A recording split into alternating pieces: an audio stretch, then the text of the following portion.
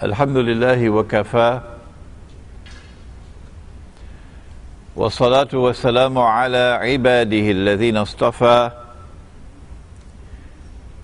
khususan ala afdalihim wa khatamin nabiyyin Muhammadin al-amin wa ala alihi wa sahbihi ajma'in wa ba'd. Brother Chairman, respected members of the Management Committee, and brothers and sisters, Assalamu alaikum wa rahmatullahi wa barakatuh.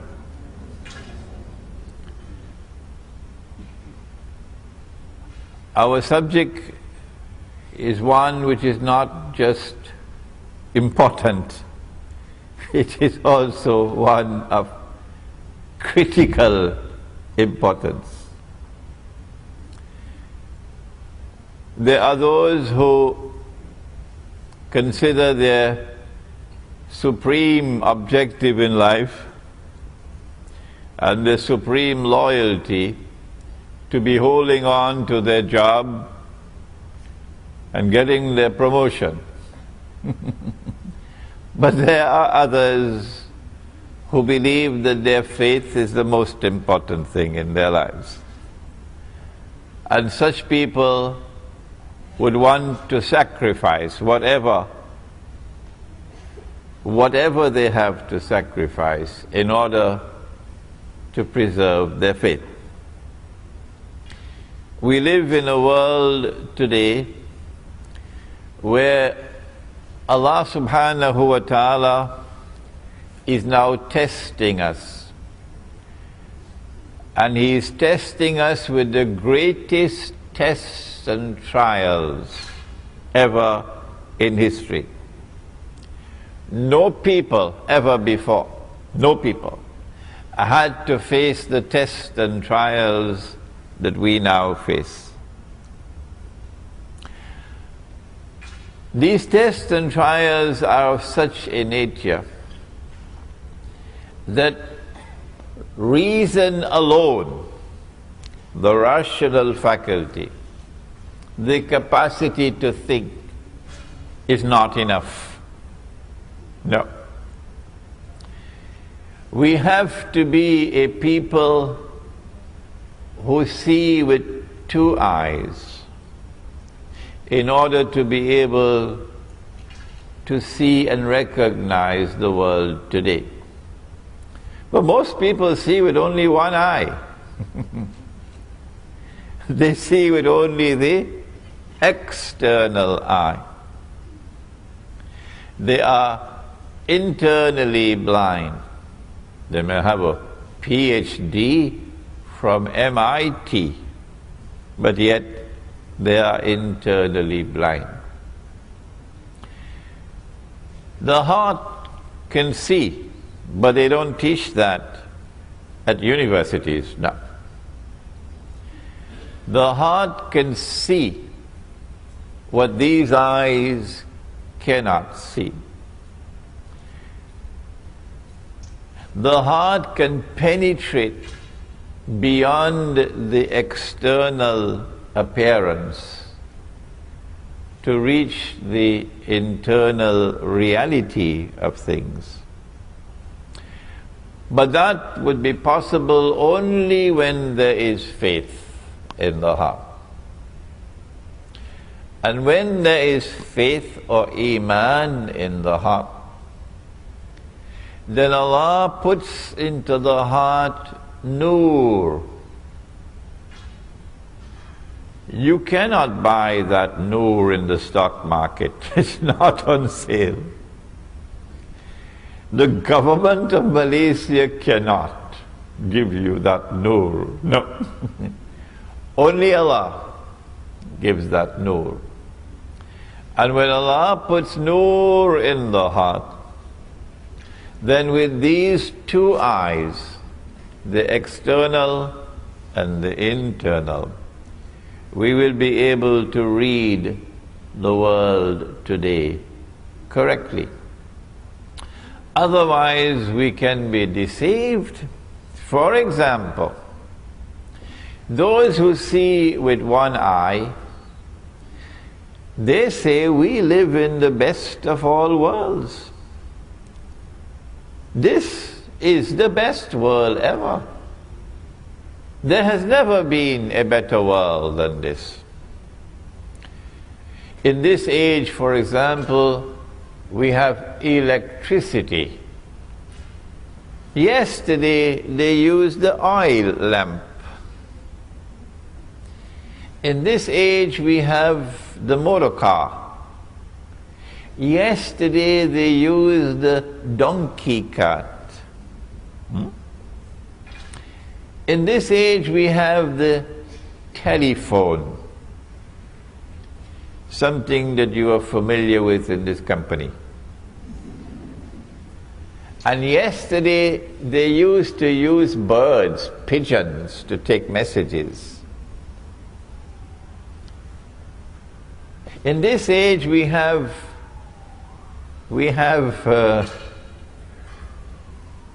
the toilets in the home, because we have sewage systems. And yesterday you had to go outside of the home. And so the evidence keeps on mounting. Who wants to go back to yesterday? This is the best of all worlds. Those, on the other hand, who see with two eyes, they say, but wait a minute. Can this be the best of all worlds? When those who are ruling the world and getting all of mankind to become carbon copies of themselves, that anything they do, they make all of mankind follow them. This civilization, which today dominates the whole world, is now moving to get all of mankind to agree. Every government eventually will have to accept that it is legally permissible for a man to marry another man. Did you hear that? Did you hear that? That's progress, huh? That's progress. And get a marriage certificate. And for a woman to marry another woman and get a marriage certificate. We say, no, this doesn't look like the best of all worlds at all. This looks like the worst of all worlds. The difference between appearance and reality is remarkable.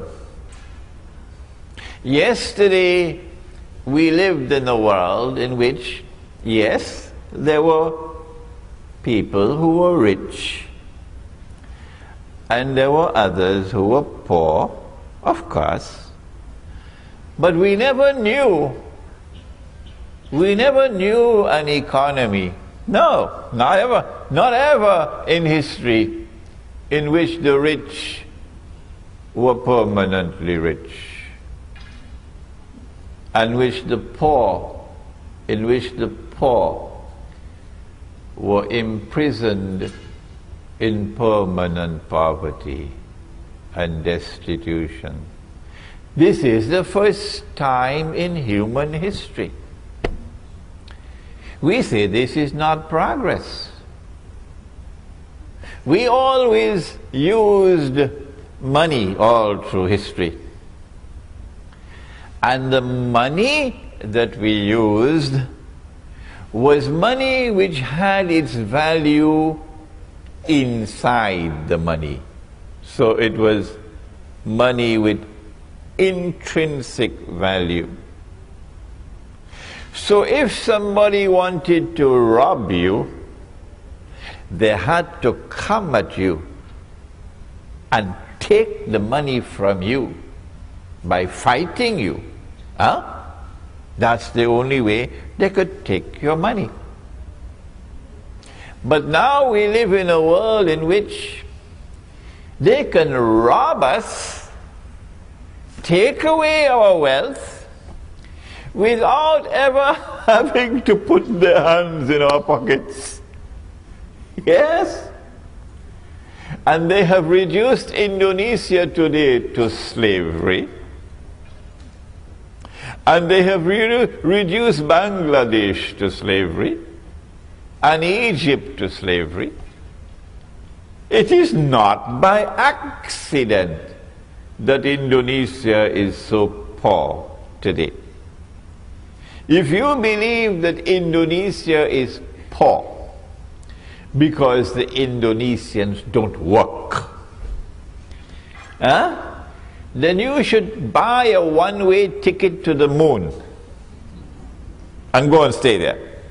You don't belong to here. No.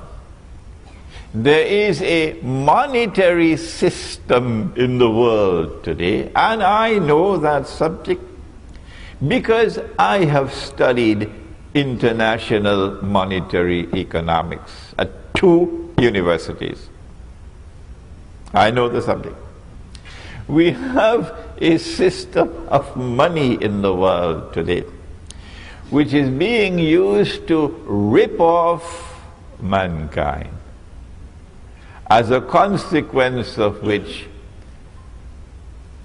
one part of the world today is in slavery and another part of the world are the slave masters. Welcome, brothers and sisters, sons and daughters, to our subject of signs of the last day. No one knows when the world is going to end, not even your CEO of this company. Nobody knows. When the world comes to an end, it will happen suddenly.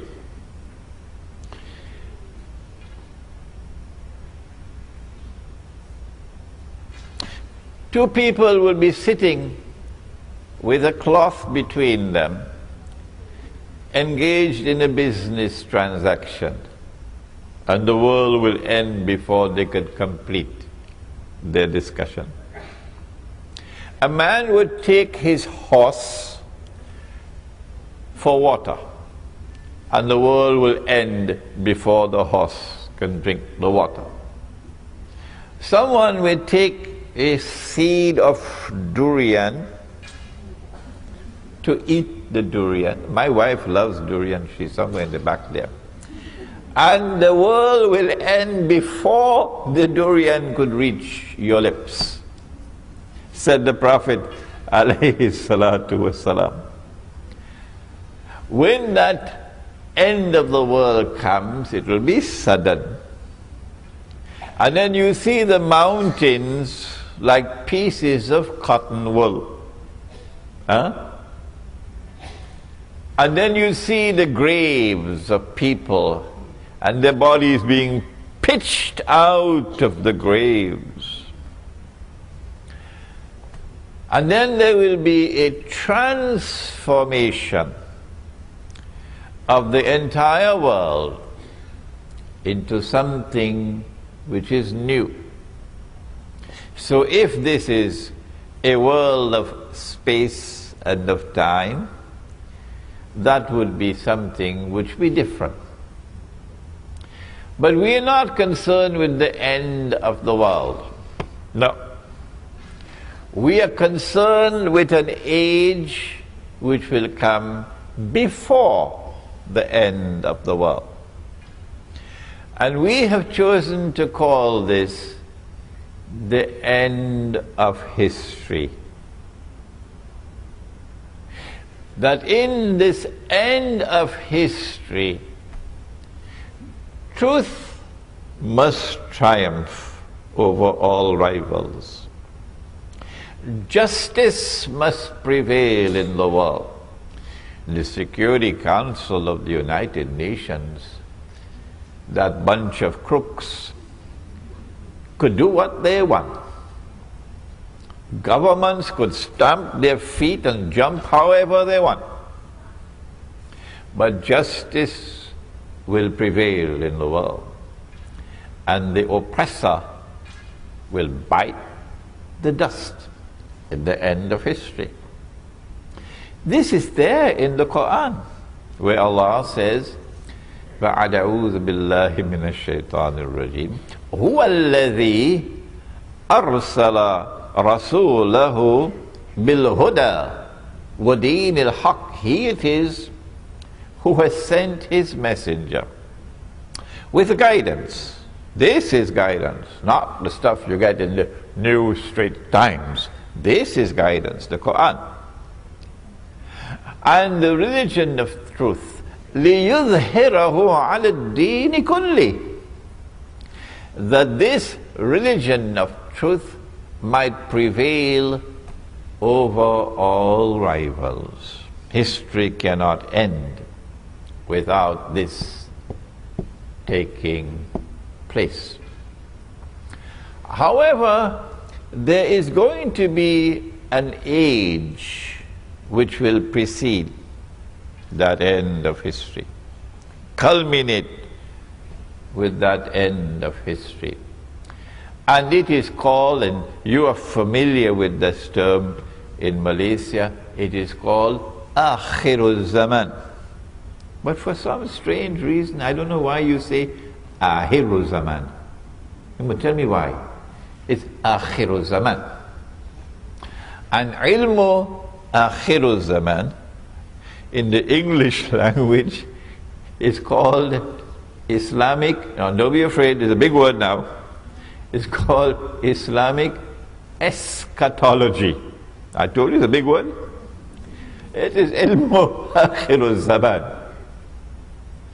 When Akhirul Zaman comes, then you're going to face the greatest of all tests and trials. And nearly all of mankind are going to fail. Very few will pass this test. And all those who fail will go into the hellfire, Jahannam. But Allah's Messenger said that there will be some signs by which you can recognize that you are living in Akhirul Zaman. And that is the topic of our lecture this afternoon. Nabi Muhammad alayhi salatu wasalam had performed the Hajj, and revelation came down announcing, this day have I perfected for you your religion, completed my favor unto you. And then he left Mecca and returned to Medina. And now there are only about 81 days left in his blessed life. It is at this time that the angel came. The angel came in the form of a human being. The angel came into the masjid, Jibreel alayhi salam. And the angel asked 5 questions. And of course, you're all familiar with the 5 questions. What is Islam? What is Iman? What is Ihsan? When will the last hour come? And what are the signs of the last hour? He gave 2 signs, and I want to share them with you today. The first one, very easy to recognize. You just take a taxi and tell him, I want to go to KLCC, and you'll see it. He said that you will find the naked, barefooted shepherds, people who take care of goats and sheep.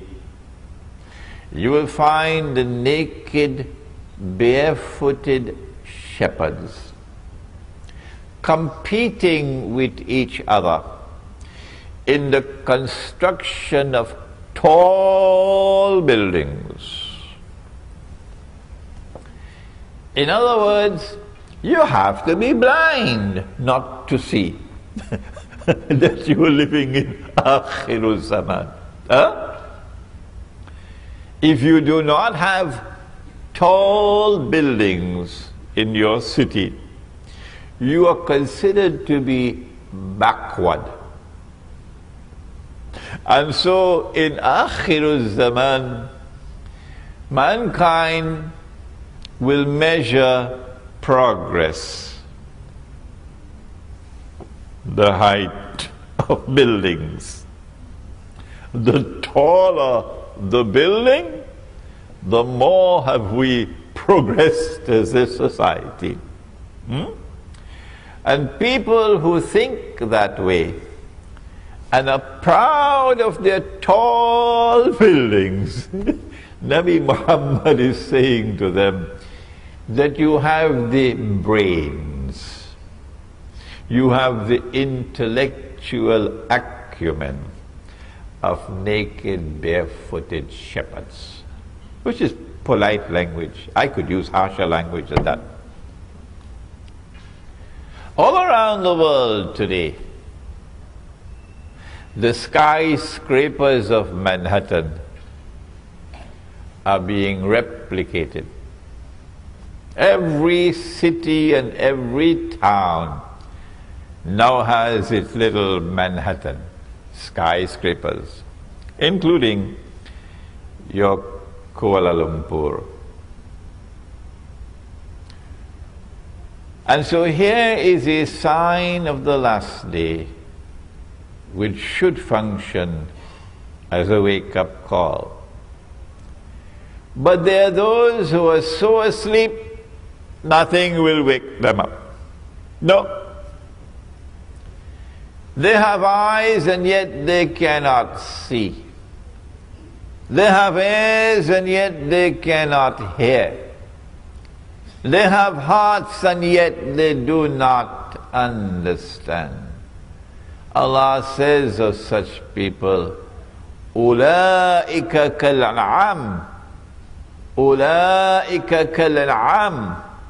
They're just like cattle. They're just like cattle. So what can you do for them?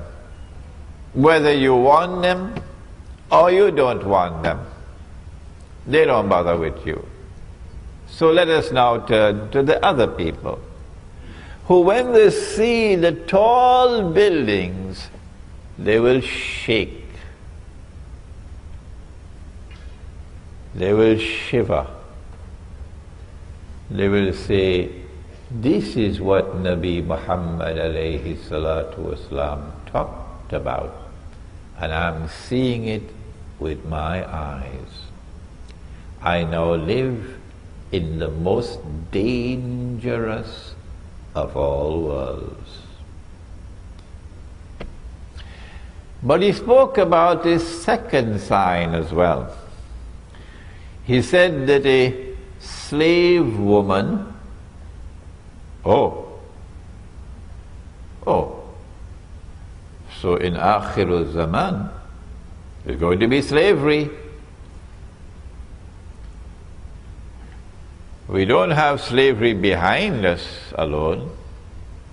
We have slavery in front of us. In Akhirul Zaman, there's going to be slavery. He said a slave woman will give birth to her mistress. We don't have the time today to explain this hadith, but we've done it in one of our previous lectures, and I have a very dear friend now. I must introduce you to my friend. My friend is called YouTube.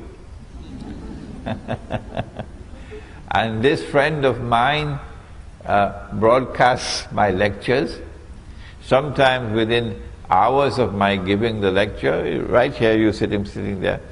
And then in France they can sit down and listen to the lecture. And now in France they're asking for French subtitles. So you will find on YouTube a lecture in which I've explained this subject. An Islamic response to Dajjal's modern Western feminist revolution. But the slavery of which the Prophet spoke, alayhi salatu wasalam, is already here. And it is here because of something called riba. Riba is not only borrowing and lending money on interest, but riba is also every rip-off. And of course, the biggest rip-off to have ever occurred in human history is the one involving bogus, fraudulent, and haram paper money. And the money which is coming now, because paper money is on its way out, the US dollar, when last I heard about it, is in a special part of a hospital called ICU. You heard about ICU? In fact, I believe the US dollar is already dead, but they have a life support machine keeping it alive. And it will only be a matter of time before the US dollar is demonetized, meaning you cannot use the US dollar in the United States for buying and for selling. No, you can use it as wallpaper. And then they will replace the US dollar with some other currency, maybe a coin, which will be worth 5 cents to the dollar. Of course, China is going to be very angry with that, because the Chinese have a whole pile of US dollars. And the Saudis are going to be very angry, They have a whole pile of US dollars. So now you lose 95% of your wealth. But what is replacing paper money now is something even worse. It is money you cannot see. It is money you cannot touch. It is electronic money. And you make this money by simply typing it in and typing it out. So whoever controls the banking system around the world controls the world. We are heading towards a financial Guantanamo. This is slavery, economic slavery. And it has already come to the world, and now the noose is tightening around the neck. Who is doing it? I now want to introduce you to the most important part of this subject. And that's all I can do today, introduce you. You want me to teach the subject, you have to read my books. If you read Jerusalem in the Quran, which I wrote 10 years ago, and this cover design was done right here in Malaysia, this book will introduce you to the subject of Akhirul Zaman. And we also have the book in Bahasa, but we only have about 20 copies today. The companions of the Prophet ﷺ were sitting talking amongst themselves. When he came and he asked, "What are you talking about?" And they said, "We are talking about Alamatu Sa'ah, the signs of the last day." And then he said, and this hadith is in Sahih Bukhari, it is in Sahih Muslim, He said the last day would not come until, and he mentioned 10 signs. 10 signs. The 10 were not given in the order in which they will occur. We do not know that order. So we're giving you the 10 in a random way. Number 1, Dajjal. Number 2, Ya'juj and Ma'juj, or Gog and Magog. And this is the last book that I have written, an Islamic view of Gog and Magog in the modern world. Number 3, the return of the son of Mary, Nabi Isa alayhi salam. Number 4, Dukhan, smoke. It is my opinion, and you must never accept my opinion, never, until you are convinced that it is correct. It is my opinion that this Dukhan is probably about 20 or 25 years away from now. When the clash of Gog and Magog will take place, it will be nuclear war, with thousands of nuclear weapons being used. On the one side you'll have Russia and her allies, and on the other side you have America and her allies.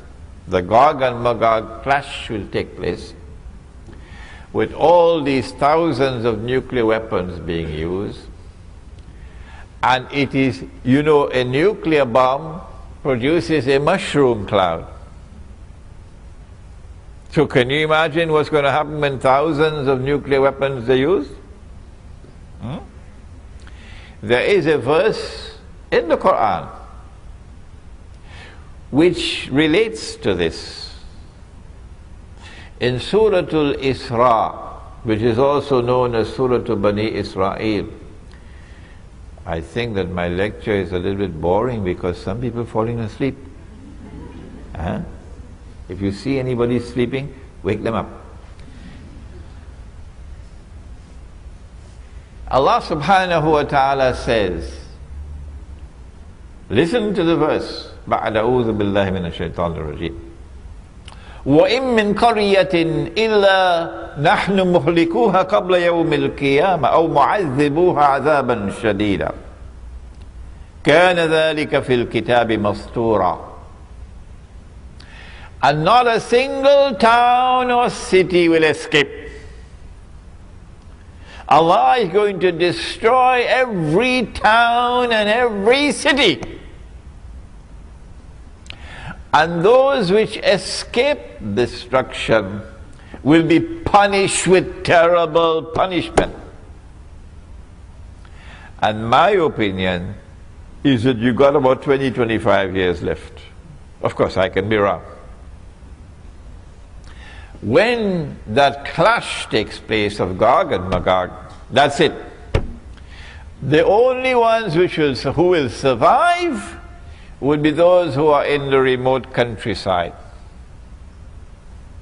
And you know that you are in the remote countryside when you cannot use a cell phone. So that is number 4, Dukhan, smoke. Number 5, Dabbatul Ard, a beast or a creature of the Ard. Ard can mean earth, Ard can mean the material universe, Ard can mean land, Ard can mean territory. In the context in which this appears, my opinion is that it refers to Al-Ardul Muqaddasa, the Holy Land. That a beast will appear in the Holy Land. The Quran tells us about that beast. And you know, the punctuation in the Quran did not come from Allah. No. The Prophet ﷺ would would recite the ayah, and the scribes would write it down. But when they wrote it down, they didn't put in punctuation. So this is one word which can have two possible meanings. That the beast would tukallimuhum, speak to them, or taklimuhum, wound them. My understanding is the second meaning is more appropriate. And so I have come to the conclusion that this state of Israel today is the beast of the earth. But Allah knows best. Number 6, that the sun would rise from the west. My methodology of study is that the Quran is the only supreme authentic authority in Islam. And no hadith has absolute authenticity. And therefore the Quran sits in judgment over the hadith. Hadith cannot change the Quran. No. The Quran tells us that the sun rises from the east. I believe it does in KL, does it? From the east? Right, good. And the sun sets in the west. The Quran tells us that. And the Quran also tells us, La tabdila li khalqillah, that Allah's creation does not change.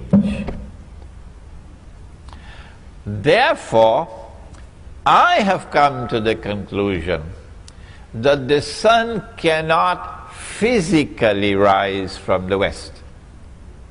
No, because that would be in conflict with the Quran. But you would be surprised at the number of emails I'm getting from all over the world. Sheikh, there's something called reverse magnetic theory or something like that or the other. And the sun is actually going to rise from the west. Oh, they're not giving me any peace at all. Therefore, I have to understand the sun rising from the west to be something which is symbolic. There is going to be a false sunrise. That false sunrise will come from the west. It is not the true sunrise.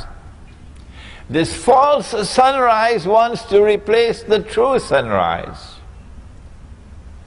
And so I have perceived that false sunrise to be modern Western secular civilization. But this is my opinion. Do not accept my opinion unless you are convinced that it is correct. Number 7, 8, and 9. That there will be 3 khusuf, plural of khas. A khas is a movement of the earth, which is normally called an earthquake. But this movement of the earth would result in a sinking down of the earth. One would be in the east, the second would be in the west, and the third, you know, I was here a few years ago, and in Manasye UK, it was Ramadan. The people, you didn't hear about it?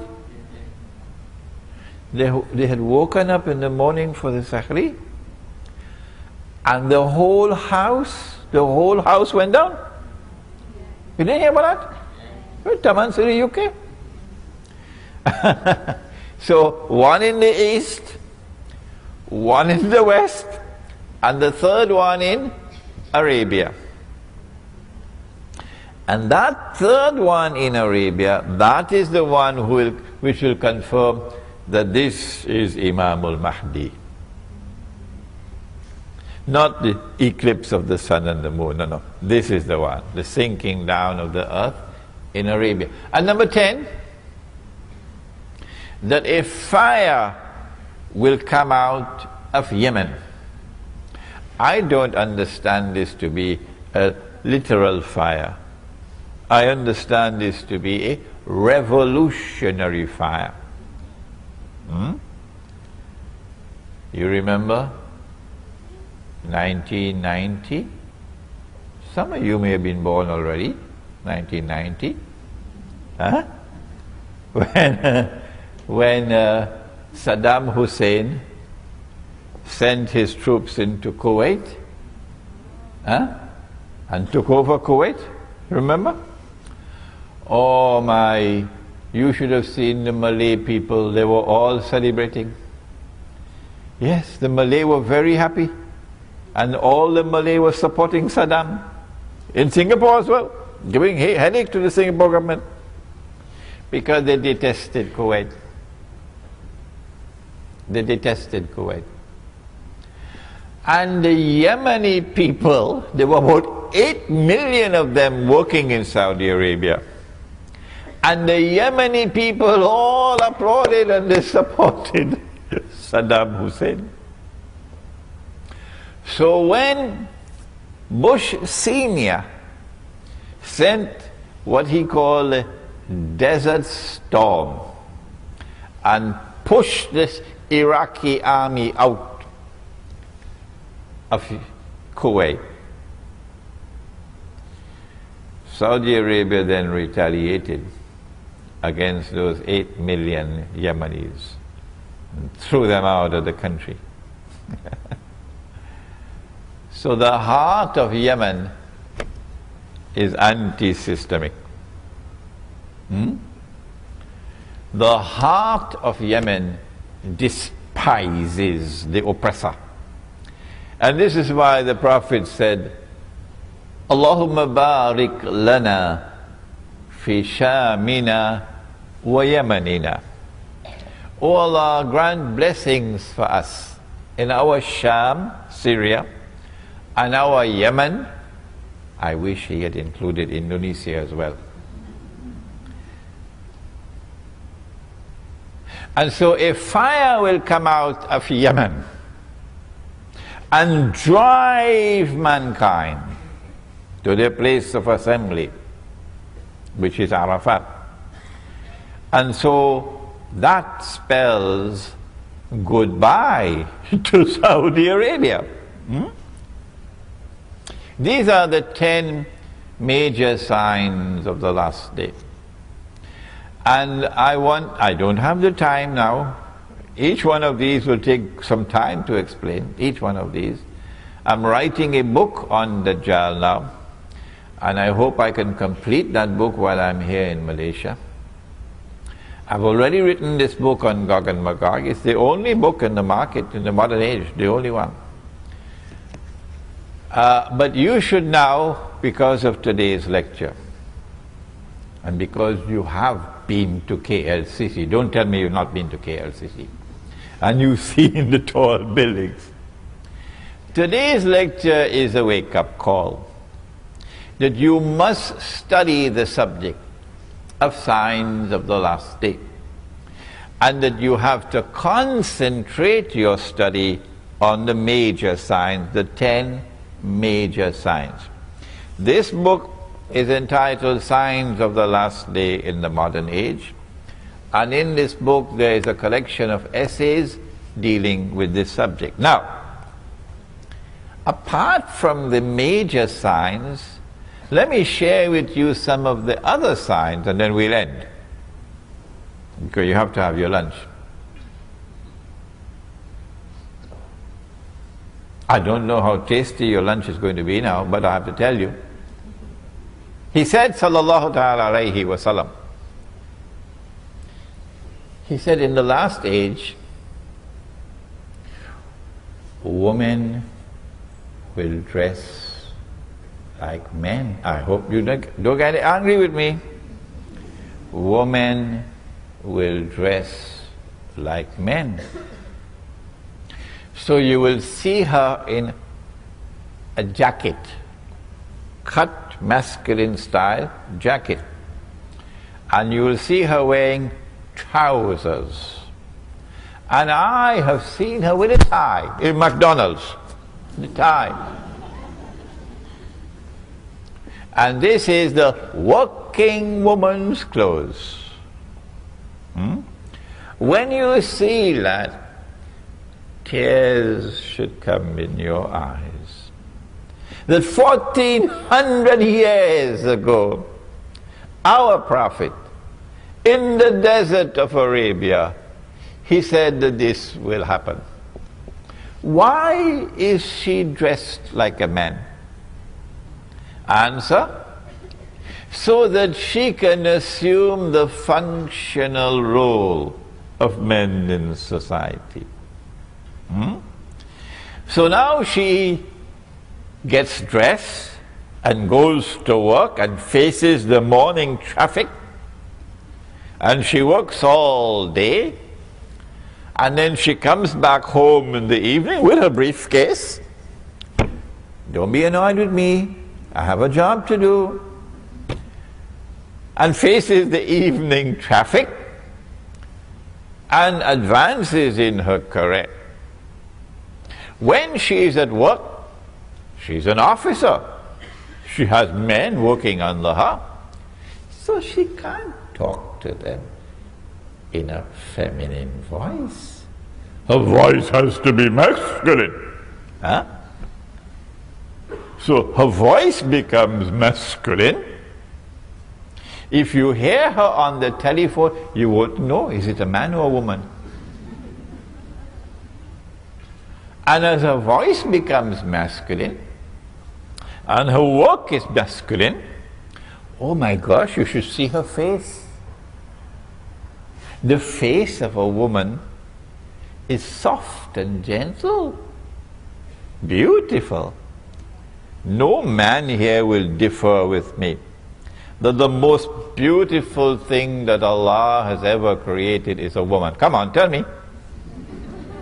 But now she loses her femininity. And as she becomes more and more masculine, because she is dressing like a man, eventually men are no longer attracted to her.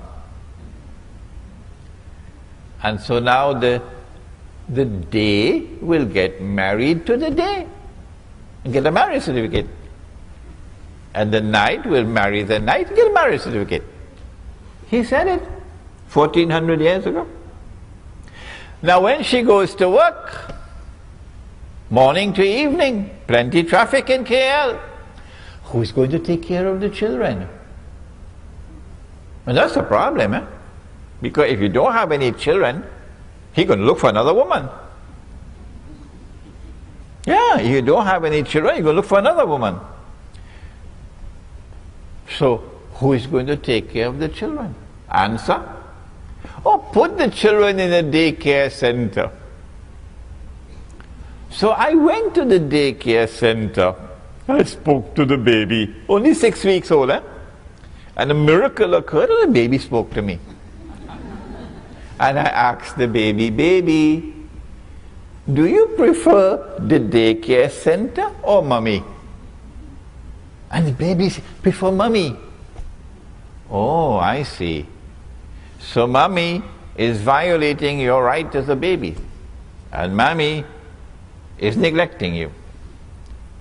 Well, the consequences of an evil deed is an evil result. So when the baby grows up, guess what the baby does with mommy? They put mama in a junkyard of human beings. You know junkyard? When the motor car can't roll anymore, you put the motor car in a junkyard. So this is a nursing home for old people. So I went there and I saw her on a rocking chair. I said, "Mama, Mama, can you hear me? Mama, what do you want?" I said, "Do you prefer to be here or in the home with your grandchildren. I want to go back to the grandchildren. This is punishment. You being punished. He said that woman would be dressed and yet be naked. When last have you been to KLCC? Huh? When women are dressed, sorry, before that, I missed out one. But they're going to be angry with me now, eh? These fellas on this side. But never mind, we'll be friends after the lecture is over. He said men will dress like women. 1400 years ago he said that. Why would a man dress like woman? Why? Because he wants to assume the functional role of woman. You see? So when the two of them get married, the two men, one will be the dominant partner and the other would be the woman. If a man wants to dress as a woman, what is the first thing he has to do? I wish I had the time to wait for answers, but I don't have the time. Remember, don't be angry with me, I have a job to do. If a man wants to dress as a woman, the first thing he has to do is to shave off his beard. It is not by accident that every civilization in human history had the beard until the sun rose from the west. And modern secular Western civilization shaved off the beard, and guess what the rest of men in the world did? So if he wants to marry you, tell him, put on his beard first. Grow your beard first, otherwise no marriage. Now then, he said that woman would be dressed and yet be naked. This is dynamite. Yes, this is going to cause explosions. Why? Because the woman is attractive.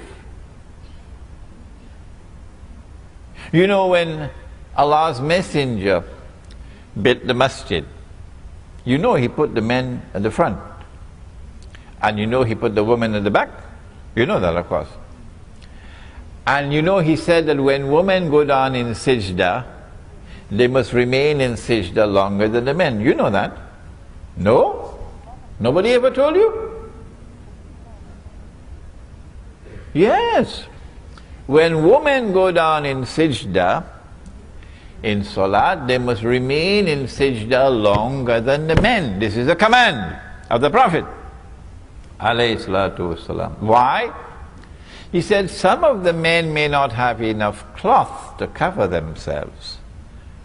And if a woman were to raise her head too quickly, it would be an unwelcome sight. So he put the men at the front and the women at the back, and told the women to remain longer in sajda. Why did he not put the women in the front and the men at the back? Answer: no man would be able to pray. No, you can't concentrate on prayer when you have women in front of you. Because women are beautiful. Women are desirable. And if there's a man who does not have desire for women, something is wrong with him. Give him a one-way ticket to the moon. So when women start to take off their clothing, you're heading for trouble. Yes. And he said women will be dressed and yet be naked. You're playing with fire. And he said the fire is going to come. Why? He said that eventually, I don't think it has come to Malaysia as yet, but it has already come to London and Paris and Japan and so on. He said you will find people having sexual relations in public like donkeys. Like donkeys.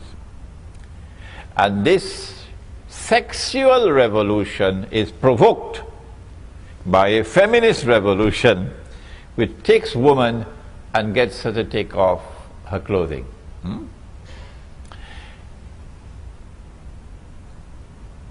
I could go on for another 1 hour or more, giving you sign after sign of what he spoke about, the last age. But I think I want to now conclude by suggesting to you, how can we survive in this modern age with faith intact? When you have studied the subject, then you can argue with me.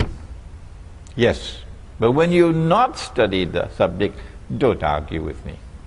Now, having studied the subject, and I am today, by Allah's kindness and grace, one of the people in the world of Islam who is teaching the subject of Islamic eschatology. Having studied the subject, I have come to the conclusion that you cannot escape shirk, you call it shirk, while living in society. And this is the one sin that Allah will not forgive. No. You cannot escape riba while living in the modern world. No. And Allah declares war in the Quran. And the Prophet ﷺ has cursed all four. And he has said that they are all equally guilty.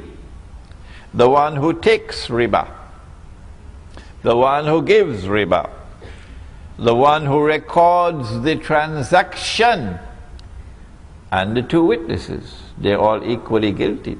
And if you have the curse of the Prophet upon you, you're entering into the hellfire.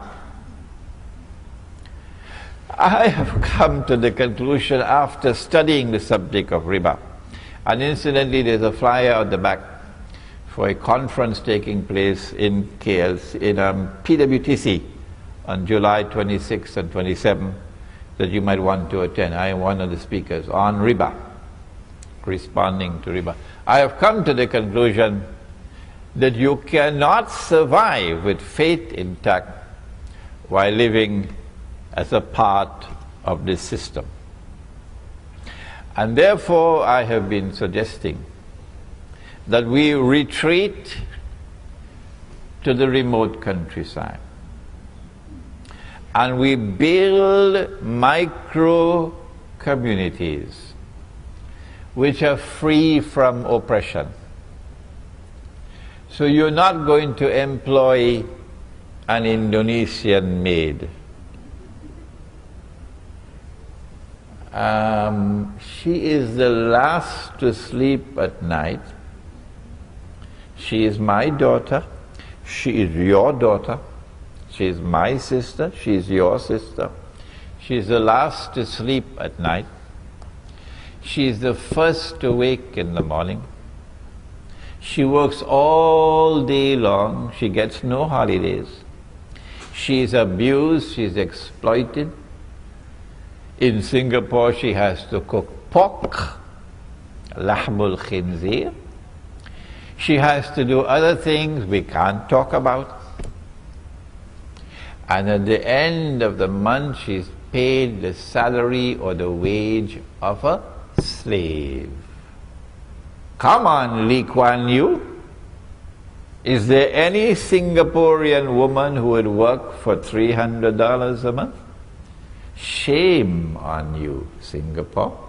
Shame on you, wherever in the world you pay a maid the wage of a slave. How do you know it's the wage of a slave? No Malaysian woman will work for that wage. No Malaysian laborer will work for that wage that you're paying the Bangladeshi and you're paying the Indonesian. So you are an oppressor and Allah will destroy you, Allah will destroy you, Allah will destroy you. So we will create our micro communities which will be free from oppression. Banks are not allowed. No. So no money lenders. And we're not going to use this paper money. The gold dinar and silver dirham is what you find in the Quran.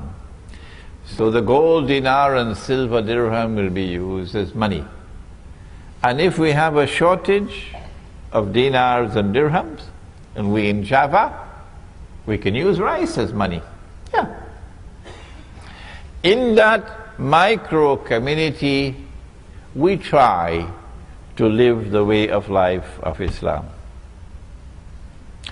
And if they come after us with the armed forces and the police in that remote community, then, said the Prophet Sallallahu Alayhi wasallam, and how prophetic were his words, and how few there are who listen to the Prophet alayhi salatu wasallam. He said, the time will come when a man, in order to preserve his faith, would have to flee to the mountainsides where rain falls and take with him some sheep and goats.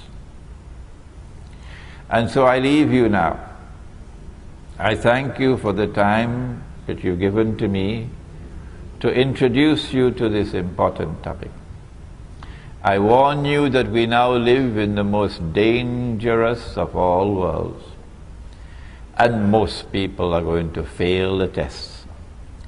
And I urge you to study the subject of signs of the last day, and to examine my suggestion that survival requires us to try to live Islam. And we cannot live Islam in their cities and towns, but we might succeed if we remove ourselves from the towns and cities and go back to kampung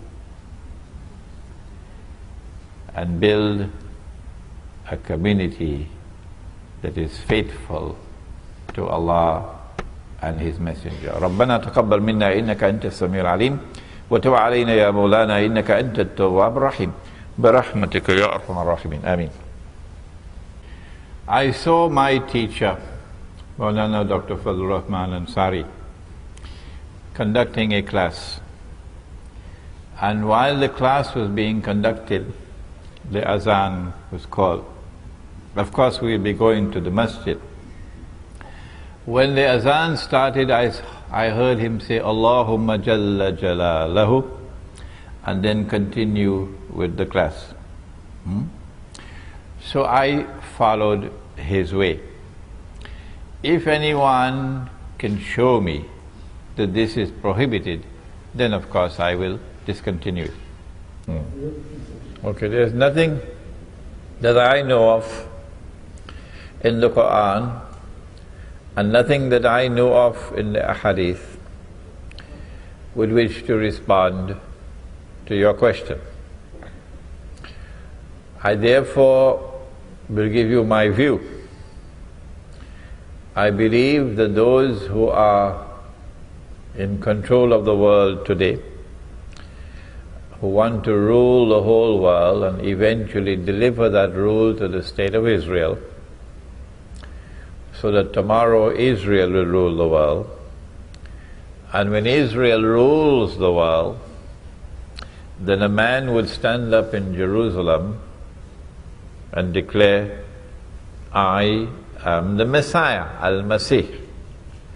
1400 years ago, Nabi Muhammad alayhi salatu wasalam described that man to us. Said he'll be a Jew, he would be a young man, he'll be powerfully built, he'd have curly hair. I believe that that event is probably about 30 years away from now. That's how close we are. That man would be Dajjal. Dajjal. Because he says he is the Messiah, but no, he is not the Messiah. He is the false Messiah. And then Allah subhanahu wa ta'ala will send back the true Messiah. Nabi Isa alayhi salam will come down from the sky with his hands resting on the wings of two angels. And the true Messiah will then kill the false Messiah. And after that takes place the big Gog and Magog war, which will be the Dukhan. But in order for Israel to rule the world, Israel has to wage some big wars. The wars that Israel has so far waged are small wars. Israel has to attack Egypt so that the territory of the state of Israel can expand to incorporate the whole of the eastern delta of Egypt, from the river Nile to the Red Sea. Israel has to destroy Pakistan's nuclear plants and nuclear weapons, and Iran's nuclear plants. Break up Pakistan so that Pakistan can never rise again. Israel, in order to wage those wars and not appear to the world as an aggressor, is now maneuvering with the Arab uprisings. And the Arab uprisings are meant to lead to Islamic governments in Egypt, Islamic governments in Yemen, in Syria, so that Israel can claim that the Arabs are now threatening Israel, preparing to destroy Israel, and that Islam is rising as a menace to the world. And then Israel will be able to wage her wars and say, we were only defending ourselves. We were saving mankind from Islam. It is possible that all of the drum beating concerning 2012 is because they want to use 2012 for starting those big wars. So that in 2012, I can be wrong of course, in 2012 you will witness the attack on Pakistan to destroy the nuclear plants and nuclear weapons. I'll be surprised if it does not take place by 2012. And the attack on Egypt, etc. Because mankind is being prepared for it, so let's not disappoint them. There is a hadith which has been universally accepted all through our 1400 years of our history. There's only been a very, very, very, very insignificant number of scholars who have questioned this hadith. The overwhelming majority for 1400 years have accepted the hadith. That when you see the black flags coming from the direction of Khurasan, go and join that army. Even if you have to crawl over ice. It's 2 hadiths I'm joining now. 2. Go and join that army, even if you have to crawl over ice. Because no one will be able to stop that army until it reaches Jerusalem. Apart from my comment concerning the authenticity of the hadith, and that is that it has been universally accepted, except by a very few, it appears to me that this army will be able to successfully march to Jerusalem only after Gog and Magog have destroyed themselves with that nuclear warfare.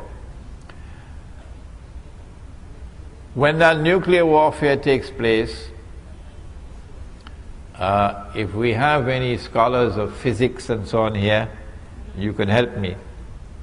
But I have a suspicion. I'm not a scholar of physics.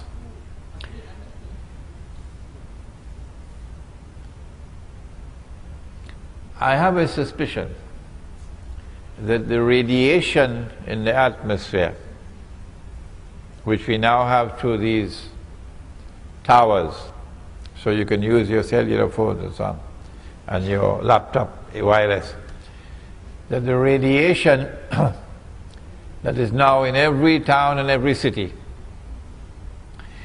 will function as an agent when the nuclear explosions take place, would function as a conductor to incinerate everybody.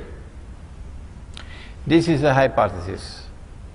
I want a specialist to examine this hypothesis, because I want to get out of range of that. I want to get out of range of that radiation. The army would march after that Gog and Magog war takes place. And since you will not be able to use any cruise missiles and electronic weapons, it's going to be horses once again. I expect that army to march in about 30 years from now. But it's already begun its march because it's fighting back in Afghanistan. Khorasan, the heart of Khorasan is Afghanistan. But let me make one more comment. The Prophet said, alayhi salatu wasalam, that among the signs of the last day is that, listen carefully, one man would have to maintain 50 women. Please tell them he didn't say one man will have to marry 50 women. No, one man will have to maintain 50 women. 1400 years ago he said that. And I believe that is around the corner. The fulfillment of this hadith is around the corner. I believe that this hadith is telling us that there is going to be a calamitous decline in the birth of baby boys. Only baby girls are going to be born. Rare would be the birth of a baby boy. Why? Why? The medical doctors have explained to me that the sperm has male chromosomes and female chromosomes. And when the male chromosome fertilizes the egg, then a baby boy is born. But when the male chromosome does not fertilize the egg, then the default is a baby girl. The radiation from cellular phone towers, from laptop computers, the radiation, he said, is damaging. Notice where the laptop sits on your lap.